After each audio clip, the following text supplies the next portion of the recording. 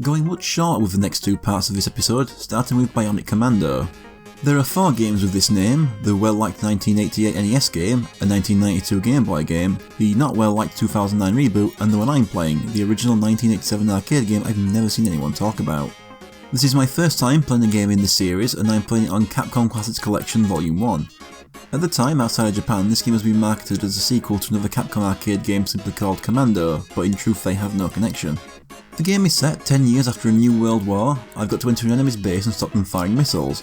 Very basic plot. The guy I'm playing as is unnamed in this game, but the US version made him Super Joe from Commando to tie the games together.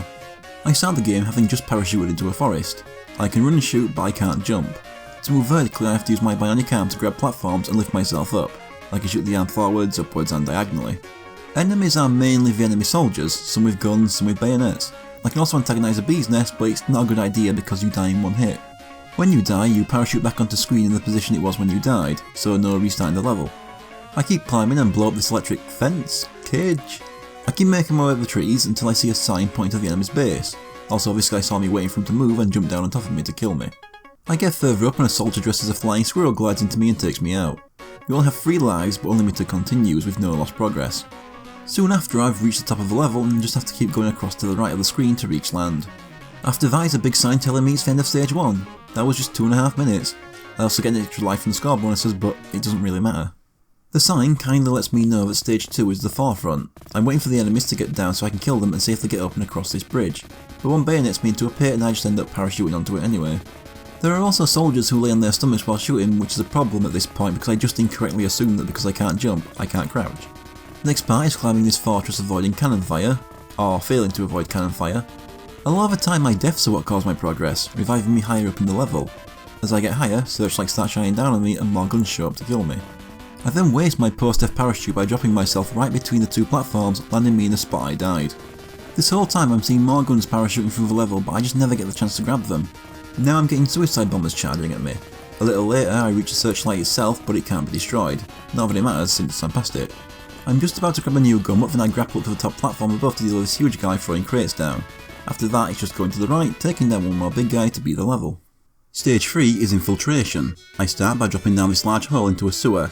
There are these weird gremlin things all over the place and I spend a lot of time jumping all over, making them a pain in the ass to fight. Or you might end up with moments like this where they're clinging to the platform you need to get onto progress and won't budge. Luckily when it killed me I rolled to the right, progressing the screen for me to land onto the next platforms. It followed me anyway just to kill me again, but this time I land higher. Rapidly grapple up this shaft, trying not to die, to enter a new section that adds soldiers and mechs to the enemy list. Destroying the mech doesn't kill a soldier though, you need to shoot them again. Get across on this moving platform and just keep going higher. I then lose out on another gun when I get shot and land higher up than it. I then shoot open the control panels to open these 2 doors. Behind them is this huge robot. I get killed touching its foot, and as I'm preparing to run under the foot while it's lifted, I get shot through the wall and have to make my way back. I make it through and climb the platforms, but then I get a bit stuck because I can't figure out a way to get past it. I can't walk off or I'll die, and I can't grapple onto any of the platforms. The robot is indestructible, so I can't destroy its arm either. I just end up dying and parachuting across.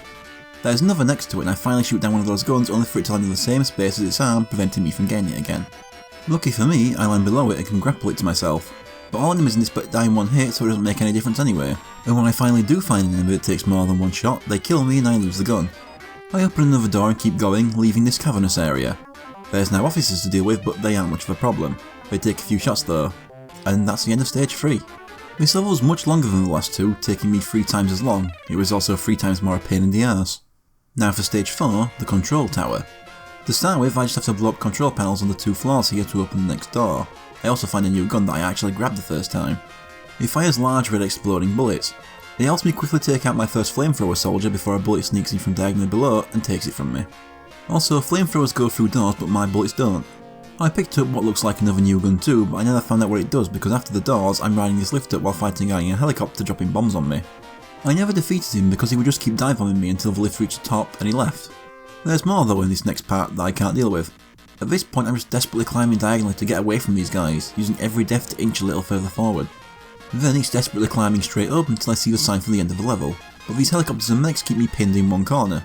It's not until I bump into an officer who sends me rolling in the other direction that I can beat this level by killing the final officer hiding in the corner. And finally, stage 5, stop the missile. This first part is a maze of platforms and walls that I actually have very few deaths while navigating. Remember that part I mentioned like 30 seconds ago in the last level about just desperately trying to inch my way through the level whether I do it alive or through deaths?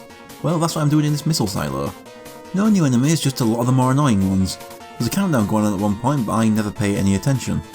When I make it through the silo, I do get one more newish enemy. It's the helicopter with another gunner in the back. Here I reach the main computer and blow it up in a couple shots. I do a little bit more climbing to meet the final boss, a slightly taller officer with a white beard. He only takes a few shots to kill and I'm told I fulfilled my duty. I'm awarded 1,000,000 points and given the old "we gotta work together to rebuild" stuff. That's your ending. But I'm not done just yet. There's a second harder playthrough. Only slightly harder, but I actually beat it quicker than my first run. There's just more enemies basically. The most obvious part is here in stage 4 where there's now 2 helicopters instead of 1. That's all there is to say, and I beat the final boss again for an unchanged ending. This first Bionic Commando game is just alright.